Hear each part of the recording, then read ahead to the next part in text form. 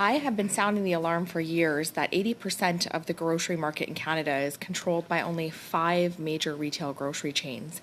The oligopoly of grocery industry keeps profits high while forcing farmers and producers often to sell at a loss. It's directly contributing to the death of the family produce farms in Canada. And while the Competition Bureau is familiar with the abuse of dominance, for those watching at home to understand, it is quickly put as when a company has a dominant market position and engages in anti-competitive acts with an intended negative effect on a competitor, or conduct which results in a substantial lessening or prevention of competition. So my question to the Competition Bureau, given the record profits of groceries, sky-high prices facing consumers, and increasing fees being charged to farmers just for the privilege of doing business, of selling to grocery retailers, would there be grounds for an investigation on an abuse of dominance in the grocery industry? Thank you very much for the question. So as I stated in the opening, right now we're studying competition in the grocery sector, really with a view to making recommendations to government as to how we can enhance competition to the benefit of consumers and the economy as a whole. With respect to any investigation on the law enforcement side, such as an abuse of dominance, I think that's something that we're driven by the facts and the evidence, and will absolutely take appropriate action if we find evidence of wrongdoing, either through this study or otherwise. We have taken action in the past in the grocery sector, including a very detailed investigation into Loblaws practices with certain suppliers. And fundamentally, that's an issue where when we conclude our investigation, we provided a lot of clarity and guidance to the industry to try and draw the line between what is anti-competitive conduct, where the Bureau would take action, and where it's not necessarily crossing that line, to try and provide more clarity to the industry. But we are certainly very vigilant about any potential anti-competitive conduct. Thank you for that. And just a question about the study that you're doing. It's not an investigation, it's a study. So therefore, is the study transparent? Are we able to access any of that prior to it being complete as you're doing the work, or do we have to wait for that to be complete? By and large, it's waiting for a report to be published in June. Thus far, we launched our investigation in October. We do have a portal where certain parties who provided submissions in regards to our study are available to the general public to view. And we have heard from a lot of Canadians. We've heard from over 500 Canadians directly in respect to the study to hear out their concerns about what they're seeing in terms of grocery prices right now as well. But our findings and recommendations will be published in June. Thank you.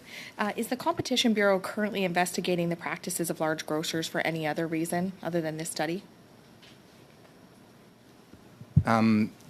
Typically speaking, our studies and investigations need to be kept need to be kept private and confidential under our law. There is at least one investigation that is public at this time. Thank you. We've heard a lot of talk about the Grocery Code of Conduct, and in the previous panel we heard from Michael McCain say that the code would do nothing to help consumers. So I'm wondering, this is not necessarily at the Competition Bureau but at the department, could the department speak quickly as to what you will do to make the code actually have some teeth, to make it stick so that it does stick and they have some repercussions if they don't follow the practice? Thank you, Mr. Chair, and I appreciate the question.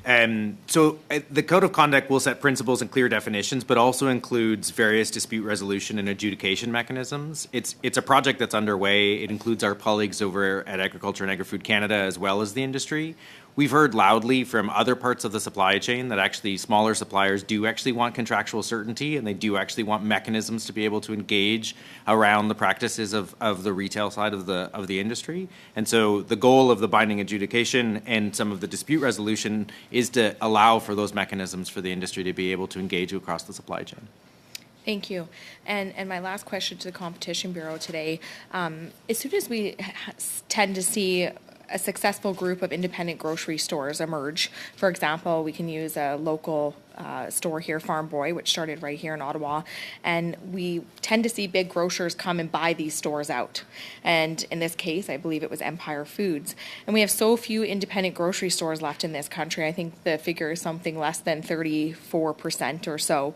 Do you not see this as problematic for Canadian consumers, especially given the fact that big grocers have already been exposed for engaging in practices such as the bread price fixing scandal? So with respect to our grocery market study, one of the central issues we're looking at is to try and better understand how we can lower barriers to entry and expansion at the retail level to try and facilitate new competitors, opening new stores in all areas. With respect to acquisitions and mergers in the industry, I mean, we've taken action in the past to preserve competition from that. And what I would suggest is the current consultation on the Competition Act in Canada, one of the central areas for discussion relates to our merger law and the extent to which the Competition Bureau is equipped to take action against mergers that can harm the Canadian economy. Thank you, very Ms. much.